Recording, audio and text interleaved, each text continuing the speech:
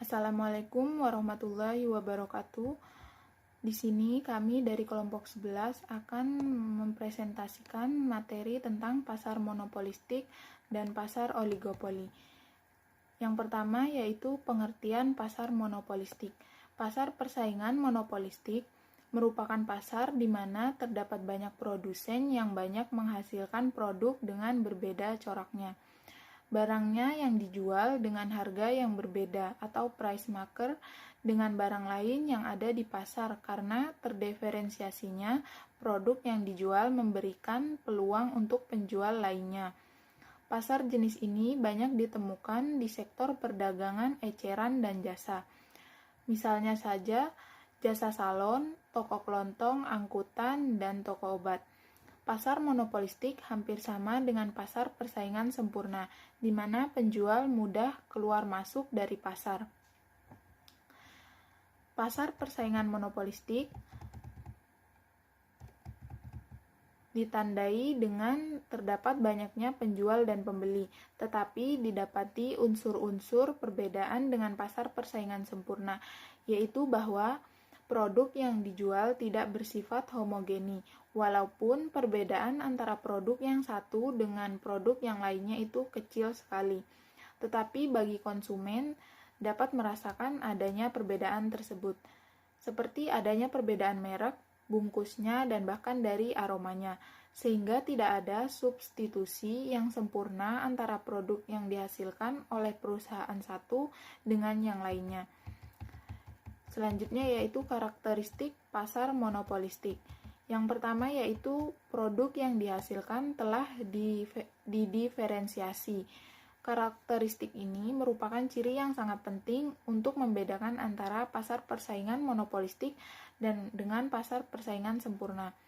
Dalam pasar persaingan sempurna, produk yang sangat sulit dibedakan antara produk yang dihasilkan oleh satu produsen dengan produsen yang lainnya.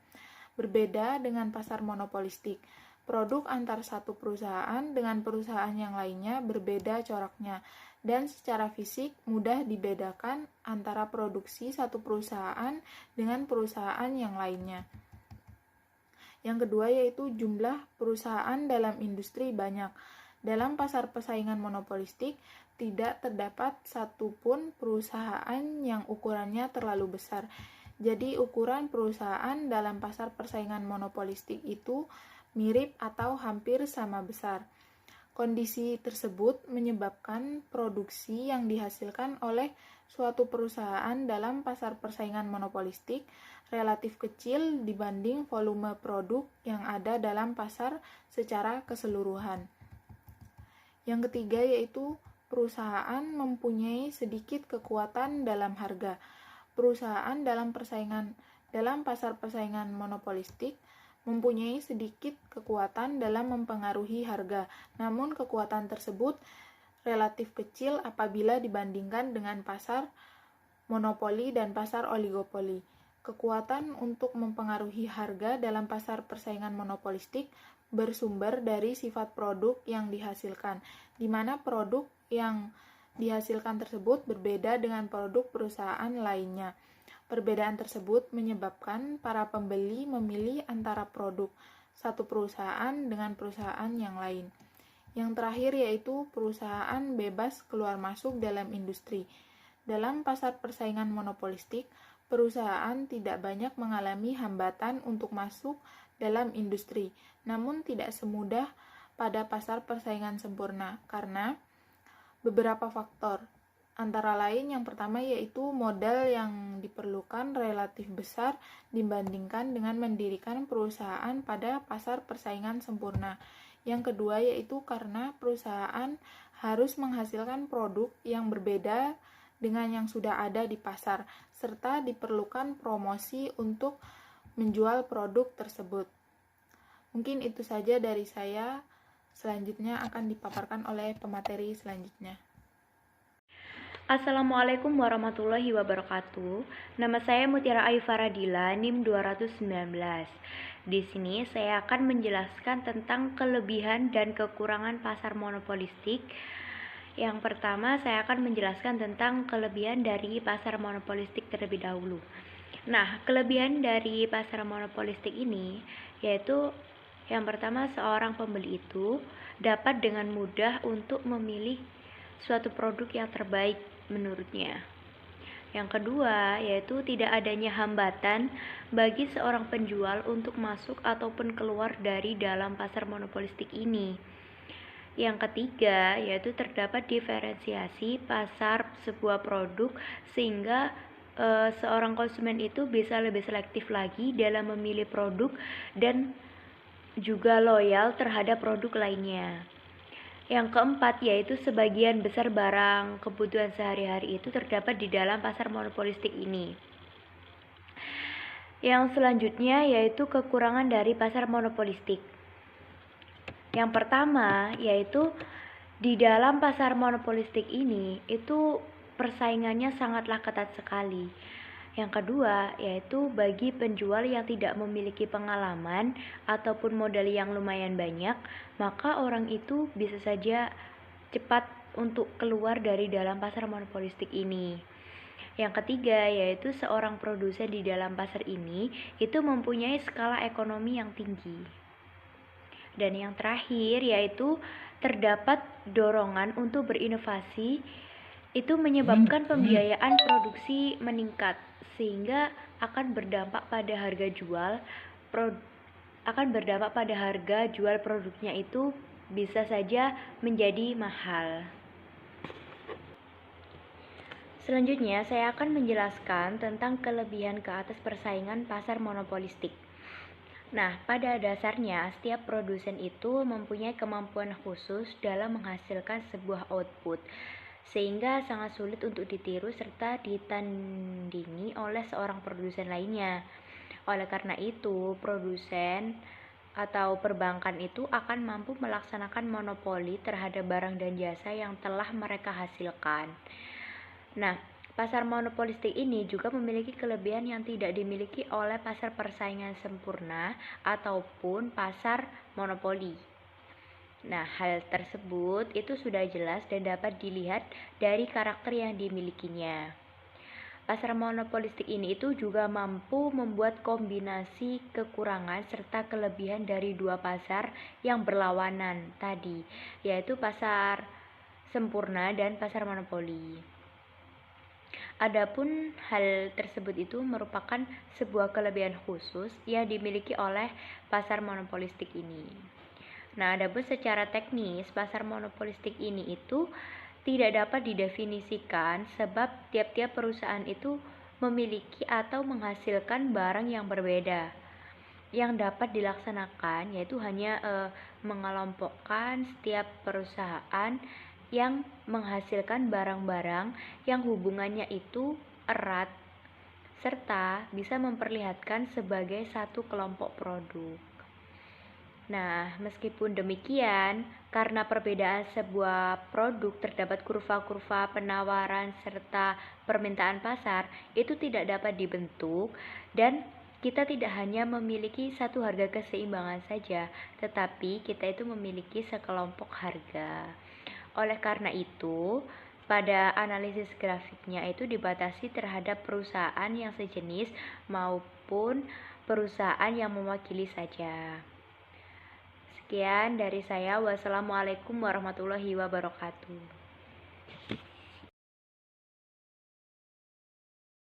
Assalamualaikum warahmatullahi wabarakatuh.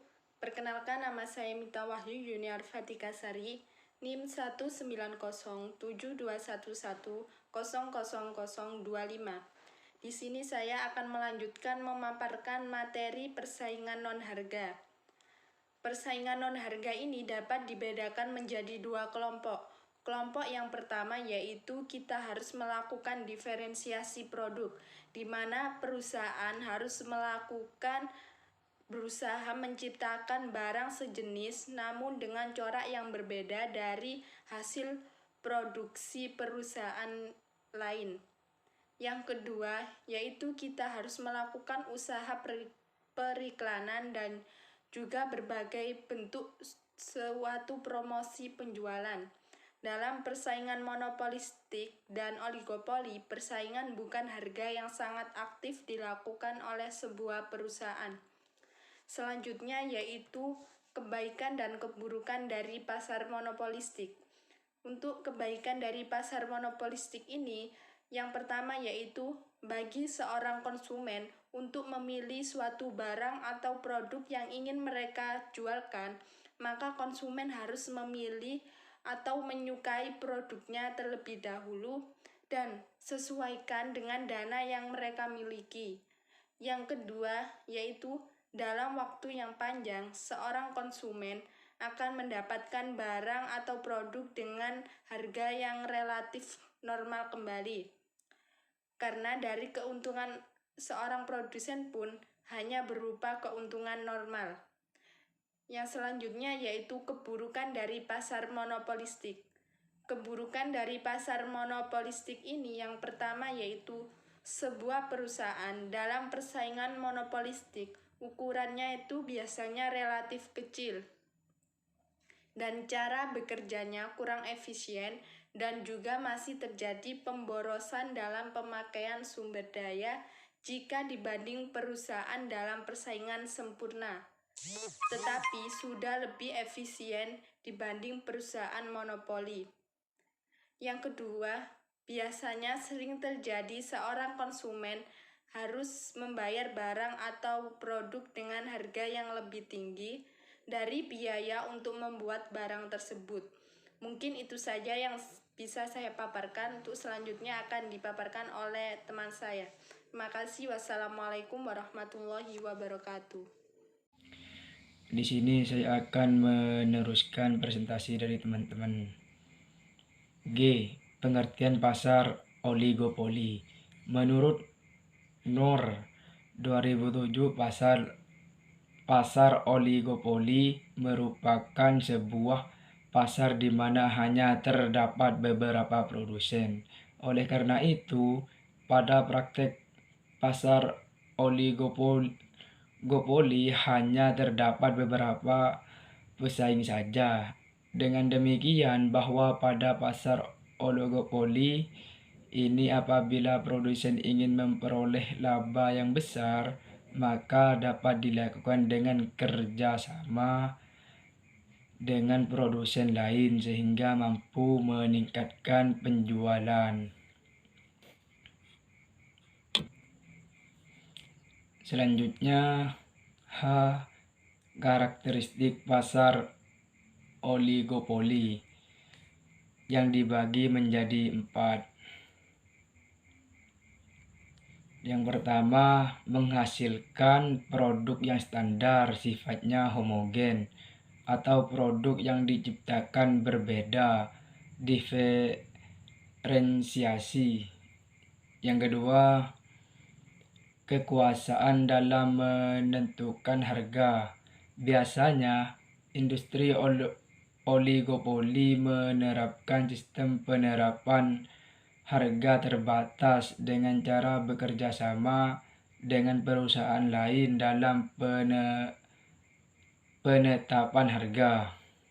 Yang ketiga, dalam industri atau pasar oligarki hanya terdapat beberapa produsen.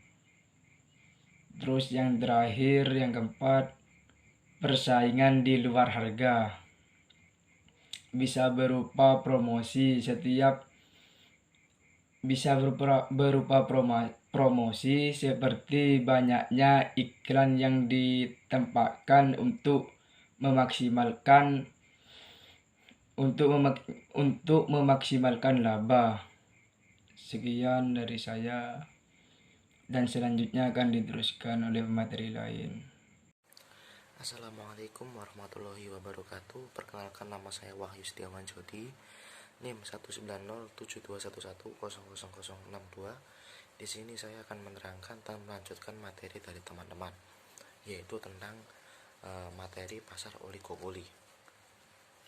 Baik, langsung saja saya masuk pada materi kebaikan dan keburukan pasar oligopoli. Dalam kebaikan dan keburukan pasar oligopoli, terdapat 3 aspek yang menentukan baik atau buruknya sebuah pasar oligopoli. Adapun 3 aspek tersebut, menurut Profesor Dr. Ansor, aspek tersebut adalah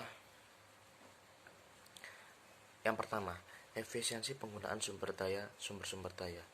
Efisiensi ini akan tercapai bila biaya marginal atau MC sama dengan penjualan marginal atau MR, dan harga atau MC sama dengan MR sama dengan P.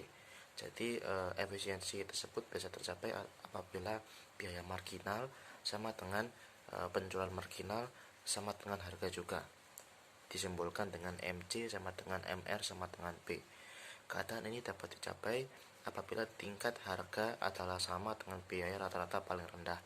Maksudnya adalah dengan biaya rata-rata yang telah ditetapkan oleh perusahaan-perusahaan yang telah bekerja sama dalam oligopoli, maka biaya rata-rata yang paling rendah itulah yang bisa meningkatkan efisiensi penggunaan sumber daya dalam industri oligopoli. Lalu yang kedua adalah perkembangan teknologi dan informasi. Perkembangan teknologi dan informasi memiliki peranan yang sangat penting bagi pasar oligopoli. Kenapa? Karena dengan perkembangan teknologi dan informasi, pasar oligopoli bisa memasarkan produk-produknya secara cepat dan instan, yang mana itu akan mempengaruhi kebaikan dan keburukan yang ada pada pasar oligopoli. Kebaikannya, industri oligopoli dapat memasarkan barang secara cepat, tetapi keburukannya adalah akan banyak persaingan ketat, bahkan bisa jadi saling menjatuhkan antar perusahaan lain. Lalu yang ketiga adalah keuntungan yang didapatkan oleh masing-masing industri oligopoli, di mana keuntungan yang dimaksud di sini adalah kesepakatan yang dilakukan oleh perusahaan satu sama lain dengan memberikan keuntungan yang melebihi keuntungan normal. Maksudnya adalah dengan adanya keuntungan yang bisa didapatkan oleh perusahaan-perusahaan lain, maka ini bisa jadi keburukan. Kenapa? Karena perusahaan-perusahaan lain itu tidak mau kalah dengan produk-produk yang lain, sehingga mereka ingin mendapatkan keuntungan yang sebanyak-banyaknya dengan penjualan yang sebanyak-banyaknya, tapi tetap bisa bersaing dengan perusahaan lain, sehingga itu bisa jadi bumerang bagi perusahaan industri oligopoli. Lalu materi selanjutnya yaitu tentang efek oligopoli terhadap masyarakat. Adapun pengaruh pasar oligopoli dalam kehidupan masyarakat bisa berupa dampak positif ataupun dampak negatif, tergantung bagaimana kita melihatnya. Adapun efek oligopoli terhadap masyarakat, saya paparkan. Yang pertama adalah adanya kemungkinan terjadi ketidakefisienan dalam produksi. Maksudnya adalah ketidakefisienan itu terdapat harga yang di luar batas normal, sehingga harga di atas rata-rata yang mungkin masyarakat agak sulit untuk membelinya, sehingga itu bisa menjadi efek yang bisa jadi negatif untuk masyarakat. Kenapa? Karena itu hanya menguntungkan perusahaan saja, tetapi tidak menguntungkan masyarakat. Mungkin masyarakat diuntungkan, tetapi masyarakat menengah ke bawah itulah yang akan sulit mendapatkan barang yang di atas, yang harganya di atas rata-rata atau average cost. Yang kedua adalah kekhawatiran akan terjadinya eksploitasi terhadap konsumen atau pekerja dalam industri oligopoli. Eksploitasi di sini adalah maksudnya itu pengambilan pekerja yang berlebihan, sehingga terjadinya ketidakseimbangan antara pekerjaan dengan gaji yang diterima, sehingga bisa menjadi sebuah kekhawatiran bagi masyarakat. Hal yang ketiga adalah harga yang stabil kemungkinan akan memberikan dampak inflasi harga, yang mana bisa saja merugikan masyarakat yang memiliki daya beli rendah. Yang kita ketahui seperti biasa adalah inflasi dunia itu semakin tahun semakin naik, yang mana apabila harga average cost dari industri oligopoli itu sama saja, bisa jadi setiap tahun mereka naik harganya cukup drastis, sehingga semua industri akan menaikkan harganya, dan bisa jadi itu membuat kerepotan bagi masyarakat menengah ke bawah yang ekonominya memang kurang mampu. Kenapa begitu? Karena kalau misalnya semua industri menaikkan harga produknya karena inflasi, maka masyarakat mau beli di mana lagi gitu? Nggak ada tempat lain untuk membeli selain industri-industri tersebut. Kalaupun ada, mungkin nggak berkualitas, karena di industri oligopoli ini sudah banyak kita temui di kehidupan bermasyarakat. Baik, itu saja yang dapat saya sampaikan. Apabila saya salah kata atau mengecewakan, saya memohon maaf. Kurang lebihnya mohon maaf. Wabillahi taufiq wal hidayah, wabil ridha wal inayah. Wassalamualaikum warahmatullahi wabarakatuh.